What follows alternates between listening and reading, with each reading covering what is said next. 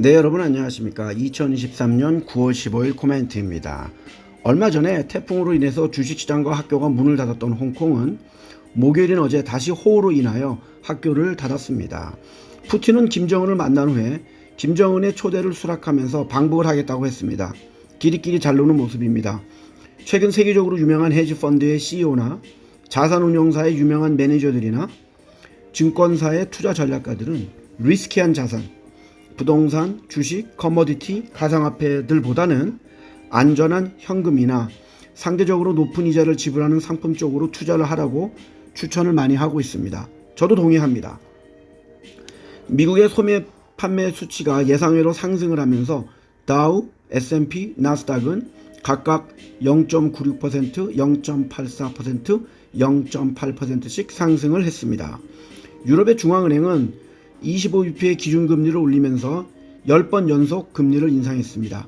미국과는 다르게 EU는 아직 금리의 인상을 중지할 가능성이 없어 보입니다.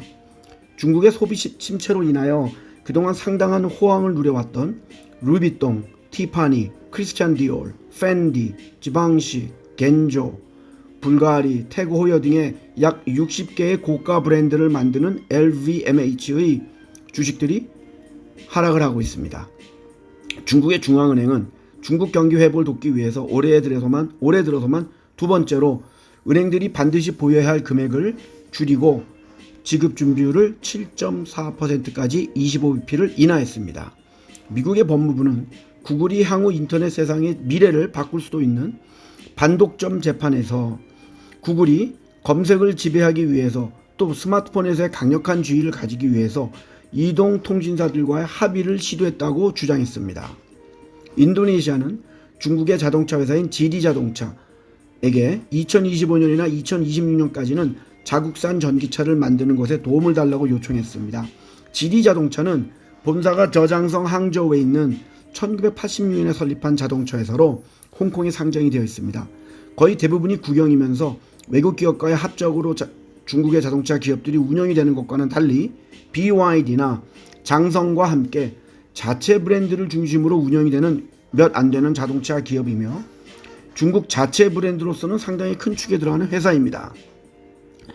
여전히 소프트뱅크가 90%를 보유하고 있는 반도체 디자인 회사인 ARM의 첫 거래 개시일은 어제 51불로 시작한 ADR의 가격은 63.59불로 거의 25% 상승을 했습니다.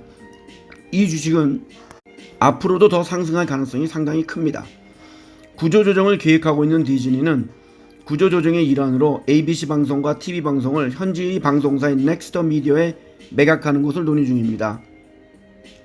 중국의 65세인 리상푸 국방부 장관이 지난주에 베트남에서 중국 국방부 지도자들과의 회담에 갑자기 개인상의 문제로 불참을 하면서 2주 이상 대중 앞에서 모습을 드러내지 않고 있습니다.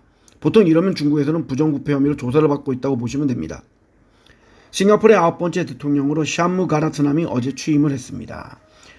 파키스탄의 전 수상이 보석 신청을 했지만 법원은 그가 가지고 있는 정부의 기밀이 누설이 될 것을 우려해서 기각을 시켰습니다. 대만의 외무부 장관은 대만이 중국의 필수적인 부분이라고 주장을 한 일론 머스크를 엄중히 질책하고는 대만은 판매용, 영어로 not for sale이라고 했습니다. 판매용이 아니라고 했습니다. 무디스는 어제 중국의 위기에 처한 부동산 부문의 전망을 안정적에서 부정적으로 하향 조정을 했으며 이 신용기관은 정부의 지원에도 불구하고 부동산 판매가 위축이 될 것이라고 예상했습니다. 중국이 주도하고 상당히 많은 국가들이 참가했던 1대1로가 시작한 지가 10년이 지났지만 최근에 이태리도 탈퇴를 했고 한국도 발을 빼고 있고 많은 국가들이 발을 빼고 있는 모습입니다. 추후에 이 1대1로에 대한 내용을 유튜브나 코멘트에 쓸 예정입니다. 영국의 정부는 중국의 스파이들이 점점 더 정교한 스파이 활동을 하기 위한 일환으로 정치, 국방, 비즈니스 등의 민감한 위치에 있는 영국 관리들을 표적으로 삼고 있다고 발표했습니다. 우크라이나의 군인들이 바흐무트 주변의 마을들을 다시 탈환을 했습니다. 불법적으로 마약을 복용한 것을 숨긴 채 무기를 구매한 혐의로 영방 대배심은 바이든 대통령의 아들인 헌터 바이든을 기소했습니다. 어쩌면 그는 2024년 아버지의 재선이 될 때 재판을 받을 가능성도 있습니다. 또한 정부는 그를 세금 포탈 혐의로 기소할 예정입니다. 수신제가 치국 평천하는 말이 생각이 납니다. 42,648명의 관중들 앞에서 일본의 프로야구팀인 한신 타이거스는 18년 만에 센트럴리그 우승을 차지하면서 38년 만에 저펜 시리즈를 가는 것을 확정했습니다. 어제 요미우리와의 대결에서 4대1로 이긴 한신 타이거스는 퍼시픽 리그 1위 팀인 오릭스 버팔로우스와 저펜 시리즈에서 만날 것을 예상이 됩니다. 기뻐하는 그들의 사진을 카페에 첨부했습니다.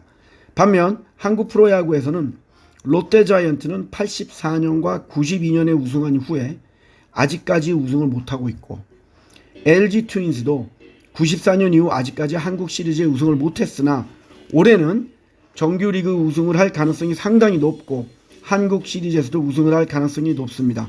부럽습니다. 오늘 이런 제목의 기사가 나왔습니다. 두산 로보틱스 대여 등급 자신감, 미래에셋 한토증권 방긋.